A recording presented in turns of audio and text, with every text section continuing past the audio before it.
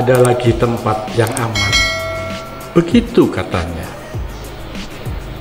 Tak pandang itu pos jaga atau lainnya. Sekarang sudah tak lagi berarti.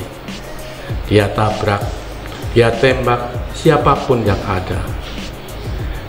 Teror terus merebak di mana-mana.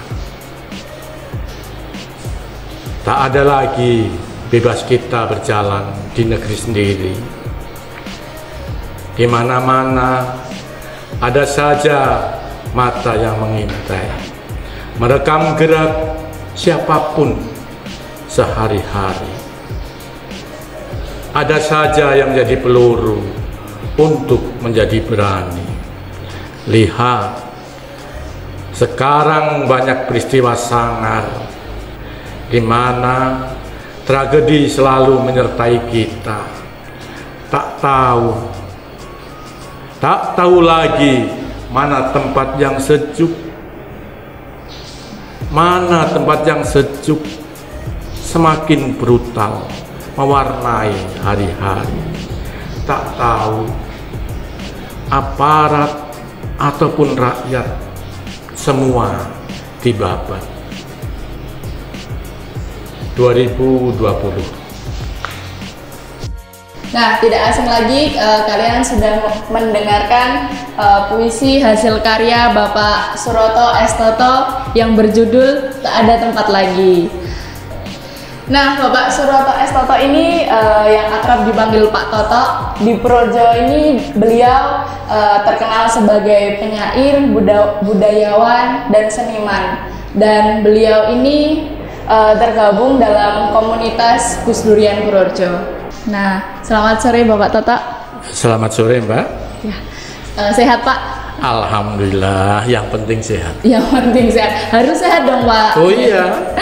Nah, ini Pak, langsung aja ya Pak kita rasan-rasan. Ya, monggo. Nah, sebentar lagi kan kita mau Lebaran nih Pak, Lebaran ya. Tahun 2020. Iya betul. Dan yang kita tahu Lebaran tahun ini tuh banyak masyarakat yang galau Pak, galau karena Lebaran tahun ini tuh berbeda dengan tahun yang lalu. Nah, di Indonesia itu sedang terjadi pandemi COVID-19 Pak. Nah, langsung saja ya Pak untuk pertanyaan yang pertama.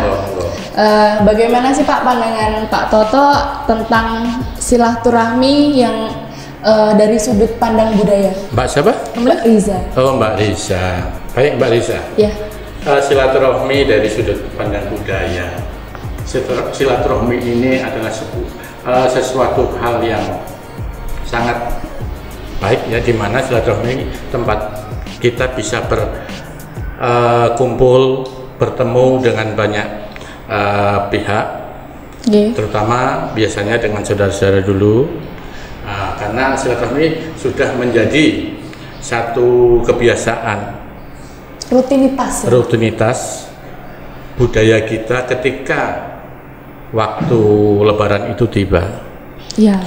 Walaupun sebenarnya silaturahmi ini tidak hanya di waktu-waktu Lebaran, bisa juga di waktu-waktu lain. Ya. Tapi yang paling perlu kita pahami bahwa di mana ketika kita Lebaran, silaturahmi ini menjadi satu hal yang sangat sakral. Iya. Karena di situ kita bisa saling bermaaf-maafan, saling berkangen-kangenan. Iya. Itu. Dan sekarang mungkin kalau seperti besok ini itu juga akan berkurang, bukan hilang tapi berkurang. Iya. Saya rasa itu dari sisi budaya ini adalah sebuah peristiwa berkangen-kangenan, bermaaf-maafan sesama, terutama sesama Muslim. Ya. Itu yang setiap Lebaran itu biasanya menjadi rutinitas tersendiri, itu dilakukan oleh saudara-saudara Muslim. Sudah pasti ya Pak? Sudah pasti. Bagaimana sih Pak Toto menilai budaya silaturahmi hari ini yang tentunya telah banyak berubah cara dan metodenya? Tentunya sangat berubah, karena mau tidak mau kita harus mengikuti perkembangan teknologi zaman ya. Apalagi sekarang dengan maraknya gadget, Ya. Dengan maraknya gadget ini, silaturahmi kadangkala cukup hanya dengan video call, cukup hanya dengan telepon, walaupun secara esensi sebenarnya sama, ya. Tapi kedekatan ataupun apa ya? Jadi kedekatan batinnya kita tentunya itu akan berbeda dengan kita langsung berhadapan. Itu. Jadi sekali lagi bahwa yang namanya perkembangan teknologi ini ya kita tidak bisa menolak adanya gadget masuk dan sebagainya. Nah, hanya sayangnya sekarang ini tidak hanya anak muda tapi orang tua pun kadang-kala juga sudah sibuk dengan gadgetnya. Jadi merasa cukuplah silaturahmi hanya dengan telepon, hanya dengan itu, Mbak. Oke, nah kan cara dan metodenya pun berbeda nih, Pak. Nah, pada setiap masanya itu apakah mempengaruhi esensi terhadap silaturahmi tersebut, Pak? Kalau esensi sebenarnya tidak berubah, nggak berubah. Esensi silaturahmi ini kan kita bertemu, kita berkumpul, berkangen-kangenan. Tapi hanya karena sekarang ini masanya sudah dengan teknologi yang ada dengan gadget, itu akhirnya yaitu mereka menganggap cukuplah dengan, walaupun tadi seperti tadi di awal, walaupun dengan gadget ini itu esensi tidak berubah, tapi tetap kedekatan batinnya kita akan kurang ya.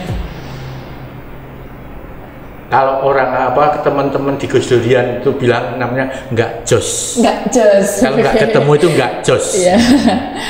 Apalagi kan kalau anak muda sama orang tua kan biasanya sungkeman gitu ya, Pak. Iya. Berarti kan nggak ada sungkemannya nih gitu ya, Pak ya. Ya itu salah satu kesakralan dari silaturahmi di Lebaran. Ya. Jadi bagaimana kita menghargai orang tua yang lebih tua, bagaimana yang lebih muda itu menghargai yang lebih tua dengan sungkeman. Ini satu peristiwa sakral yang sekarang ini sudah sangat jarang. Paling sekarang ini kalau silaturahmi Lebaran itu bersalam-salam aja, masuk salaman keluar. Kalau dulu kan enggak, dulu kita duduk, dulu yang anak-anak muda selalu dikasih wejangan. Kalau sekarang anak-anak muda masuk salaman udah keluar, nggak mau nyicipin yang lain-lain. Kalau dulu kan enggak, dulu kita silaturahmi ini satu kebanggaan tersendiri ketika di bulan di hari Lebaran itu ada satu makanan yang tidak pernah ketinggalan itu kupat sayur, kupat lontong. Itu yang tidak pernah tertinggal, dan mungkin kalau dengan metode yang sekarang ini hanya dengan itu kita tidak akan bisa menikmati yang namanya ketupatan. Iya sih, Pak, saya juga kalau di desa mungkin masih banyak ya, Pak, yang datang makan kayak gitu. Cuman kalau di daerah kota seperti daerah Projo, alun-alun dan sekitarnya mungkin udah jarang sekali ya, Pak ya. Ya mungkin juga. Tapi yang pernah saya tahu, saya juga pernah hidup di desa. Itu di desa pun juga seperti itu, Mbak. Hanya 1-2, paling hanya keluarga, misalnya ponakan datang ke bulenya, datang ke Pak D-nya, itu masih bisa makan bersama. Tapi kalau di tempat yang bukan saudara mungkin tidak akan makan. Kalau dulu itu nggak peduli itu saudara atau bukan, itu pasti diajak makan. Kalau ketupatnya ini ada istilah di kita di Jawa itu ketupat saling membersihkan kesalahan masing-masing, saling memaafkan. Iya, kelepatan semua itu, kesalahan semua itu harus dihilangkan. Gitu. Nah, adanya perbedaan itu, apakah ada perbedaan substansial antara silaturahmi yang zaman dulu dengan sekarang, Pak? Ya jelas berbeda, substansinya jelas berbeda karena yaitu saya jadi yang namanya silaturahmi itu kita bisa langsung berhadapan-hadapan, dan sekarang tidak. Itu tentunya akan rasanya di sini itu kurang ya, Pak, kurang, agak di hati itu kurang, bener-bener greget gitu ya, Pak. Gregetnya kurang lah. Kalau dulu sebelum paling tidak sebelum ada gadget ini, orang masih bisa dengan bangganya, dengan senangnya kita bisa meminta maaf pada orang tua. Iya, dengan tulus, ikhlas gitu ya, Pak. Kalau sekarang kan kayaknya kurang gitu ya, Pak. Ya itu kurang greget lah, kurang greget. Saya pikir itu, Mbak. Jadi memang secara substansi tetap akan berbeda. Perbedaannya sangat mencolok ya, Pak ya. Oke, nah dari perbedaan itu apakah ada dampak positif dan negatifnya, Pak? Jelas ada, Mbak. Positif negatifnya ada. Contohnya, Pak? Ya, positifnya yang jelas bahwa kesibukan ini orang kan nggak tahu. Iya. Apalagi di masa-masa seperti ini. Nah, orang yang sibuk tentunya juga ingin mencari hari libur itu juga, walaupun Lebaran ini menjadi satu libur nasional, tapi kadangkala kan ada juga profesi-profesi yang itu tidak bisa libur. Iya, seperti misalnya warga-warga kayak PNS, polisi gitu ya, bisa libur ya. Aparat-aparat itu bisa libur, nah itu bisa.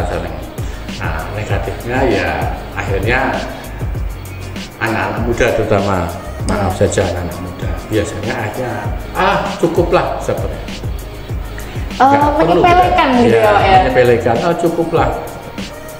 Jadi yang paling jelas sekarang ini yang namanya sakralnya sudah hilang, itu negatifnya. Oke, berarti kayak mungkin itu yang dirasakan orang tua zaman sekarang ya, Pak ya. Jadi kayak kurang dihargai oleh anak-anak muda sekarang gitu ya, Pak. Banyak yang merasakan seperti itu, tapi itu pun juga banyak juga orang-orang tua juga yang bisa menerima kondisi, karena kondisi banyak juga mungkin nggak bisa pulang atau terkendala di sana ya, Pak ya. Iya. Nah, terus kan di Indonesia ini lagi marak-maraknya pandemi nih, Pak, pandemi COVID-19. Nah, apakah Pak Toto setuju dengan adanya protokol COVID-19 yang di suatu wilayah itu sampai melarang silaturahmi pada Lebaran gitu, Pak? Saya nggak setuju. Tidak setuju. Nggak setuju, karena benar, walaupun kita di kota kita ini menjadi pandemi, dan dengan berapa pasien yang 62 lebih ya, 70 72 per hari ini ya, Kak? 72, walaupun dengan 72 orang yang ODP ya istilahnya ya, yang udah positif ya, orang udah positif ODP, tapi itu pun juga mestinya yang namanya silaturahmi ini juga tidak bisa dilarang, akhirnya kita tidak boleh. Nah, mestinya warga sendiri itu juga akan paham, kalau seperti ini kita harus waspada. Tentunya orang yang sakit dia tidak akan mendatangi untuk silaturahmi. Kalau yang benar-benar sehat, kenapa tidak?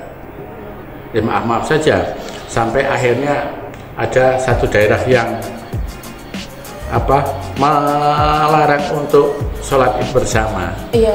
Nah ini ya lebih-lebih lagi, ini nggak setuju.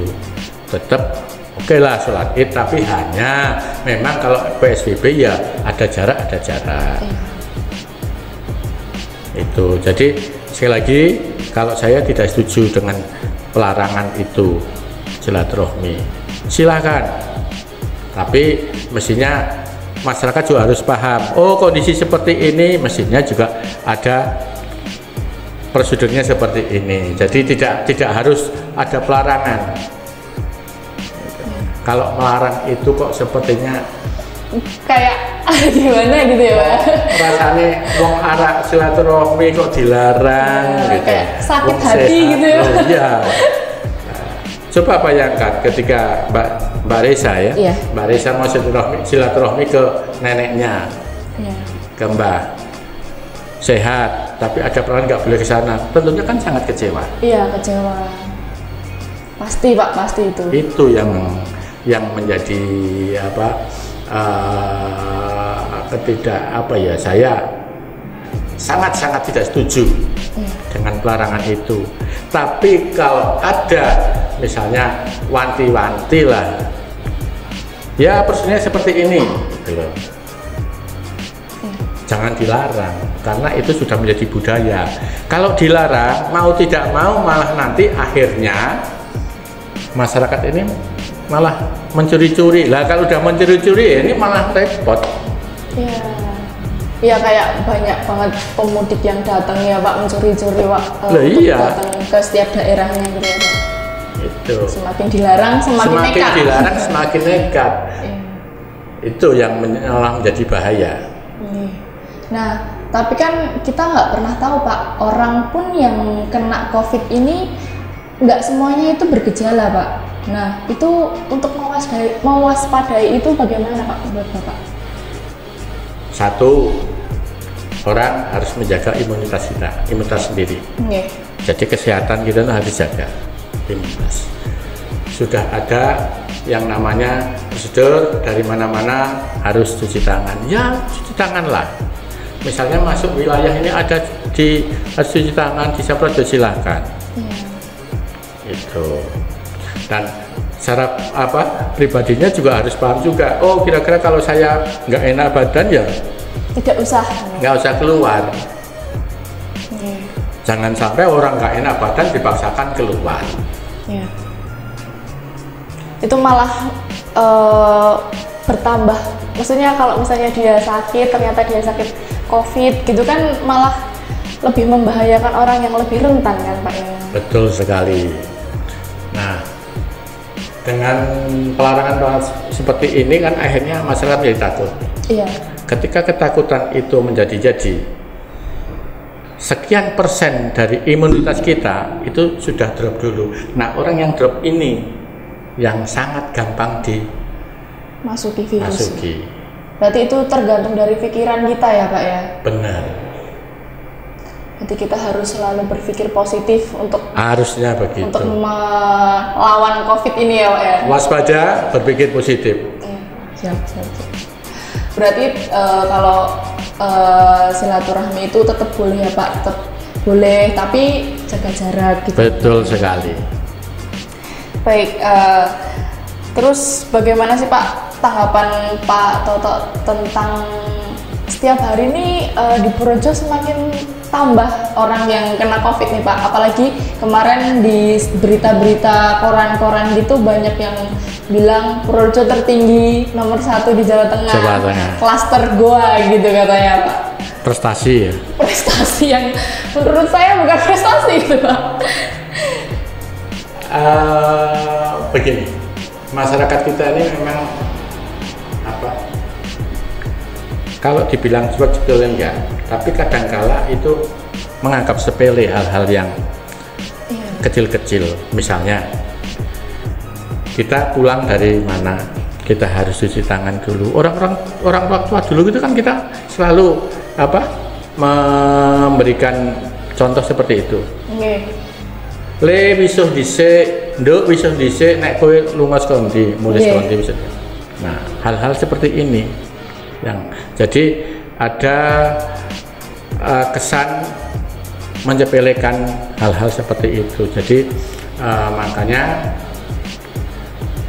setiap harinya akan bertambah ketika masyarakat sendiri juga menganggap itu sudah tahu, sudah jelas ada misalnya satu wilayah ada orang yang dikategorikan ODP, tapi orang itu juga masih senang berkeliaran, senang jalan-jalan. Mestinya kan orang ini juga harus sadar betul, kalau sepertinya karena sudah dikategorikan ODP, ya saya harus karantina sendiri. Kalau tidak, ya udah menyerahkan diri aja ke pemerintah untuk dikarantina di rumah sakit terdekat. Ya, rumah sakit terdekat. Nah, warga sekitar pun mestinya juga harus paham, seperti ini ya dilaporkan atau apa, terus saya ya harus hati-hati. Ya, harus sangat berhati-hati Pak sekarang. Karena kan bahkan silaturahmi itu kan biasanya dari anak muda ke orang tua. Jadi kan kita nggak pernah tahu ya Pak siapa yang terkena COVID, bisa saja menularkan dengan silaturahmi berdekatan atau air liurnya menyebar gitu kan, bisa saja Pak. Berarti harus memakai masker ya Pak ya? Ya harus, karena itu sudah menjadi satu keharusan, kita harus memakai masker, ya pakai masker lah. Misalnya di satu keluarga, keluarga kalau ada yang sakit, ya harus yang sakit ini harus dikasih tahu. Nah, misalnya di lingkungan, misalnya sholat aja lah, karena kita muslim, misalnya sholat di masjid. Kalau orang yang sakit, ya jangan datang ke masjid dong. Ya, akan menyebarkan virus ya Pak ya? Iya. Walaupun itu bukan COVID gitu ya Pak? Ya, harus jangan datang ke masjid, mestinya dia juga tetap di rumah. Nah, hal-hal seperti ini kadang-kala yang masyarakat masa bodoh lah. Iya. Terkadang kan masyarakat yang awam gitu kan dibilangin seperti itu kayak saya tersinggung gitu loh Pak. Jadi, kamu jangan kemana-mana dulu, tapi kan kayak merasa tersinggung gitu, banyak sekali yang seperti itu. Mungkin bahasanya saja. Jadi memang memahamkan seperti itu bukan hal yang mudah. Iya. Tetapi kita harus bisa memahamkan juga dengan pelan. Memang nggak mudah membahasakan itu. Non sewu. Saya punya beberapa teman yang dia sangat, kita boleh yakin tapi jangan terlalu over. Itu memang semua itu dari Allah. Ada yang tahu pokoknya karena Allah saya bebas, ya enggak, tetap nggak bisa itu. Kalau memang udah ada aturan seperti ini. Berarti harus tetap sadar diri ya Pak? Nah, sadar diri yang paling pokok. Ya, terus melihat kondisi yang seperti ini, menurut Pak Toto, apakah larangan silaturahmi itu diperlukan Pak? Kalau saya tidak diperlukan larangan. Tidak diperlukan. Tapi hanya semacam himbauan-himbauan saja lah. Jangan dilarang, dihimbau saja. Ada, misalnya saya belum lama ke arah Magelang, itu ada satu masjid. Iya.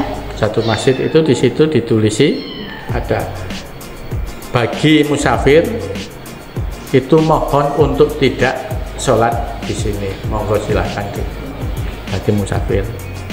Nah, itu kan preventif.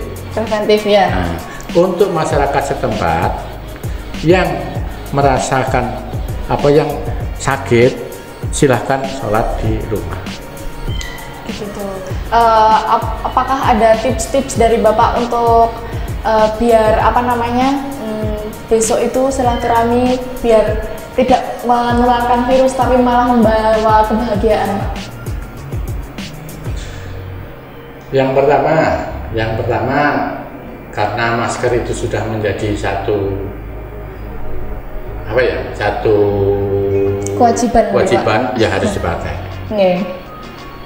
Itu yang pertama itu. Yang kedua, yang merasa sakit ya udah cukup di rumah, jangan ikut silaturahmi. Itu. Yang ketiga, tetap harus menjaga kesehatan, menjaga imunitas kita. Itu saya pikir dengan 3 itu kita bisa berjalan dengan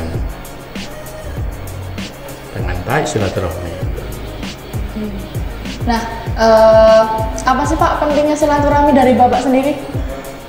Yang jelas kalau silaturahmi bagi saya itu sangat penting. Nah, silaturahmi itu satu untuk apa? Jadi kita bersilaturahmi itu satu berkangen-kangenan. Kedua, dengan silaturahmi ini salah satu kalau dikatakan dosa kita ya enggak, tapi ada kita berharap untuk meminta maaf di hari yang sangat fitri. Iya.